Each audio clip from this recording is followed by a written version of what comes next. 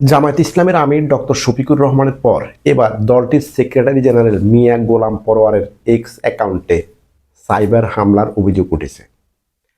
মঙ্গলবার ৩রা ফেব্রুয়ারি রাতে ওই অ্যাকাউন্ট থেকে নারীদের নিয়ে আপত্তিকর একটি পোস্ট দেয়া হয়। তবে দলের দাবি অ্যাকাউন্টটি হ্যাক করে ওই পোস্ট দেওয়া হয়েছে।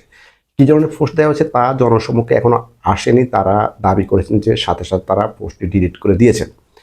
এই ঘটনার তীব্র নিন্দা ও প্রতিবাদ জানিয়েছেন জামায়াতে ইসলামের সহকারী সেক্রেটারি জেনারেল এবং কেন্দ্রীয় মিডিয়া ও প্রচার বিভাগের প্রধান অ্যাডভোকেট এহসানুল মাহবুব জুবায়ের।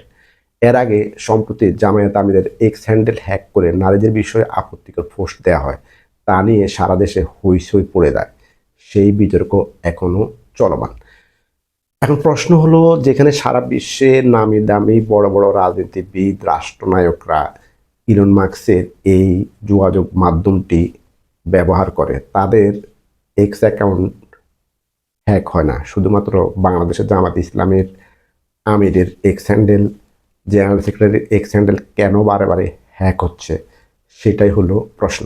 আবার অনেকেই বলছেন যে জামাত ইসলামের আমির ডক্টর শফিকুর রহমানের দেয়া পোস্টটির বিতর্ককে ঢাকা দিতে নতুন করে তারা আরেকটা বিতর্ক সামনে আনছে। আপনার মতামত কমেন্টসে জানাবেন। ধন্যবাদ।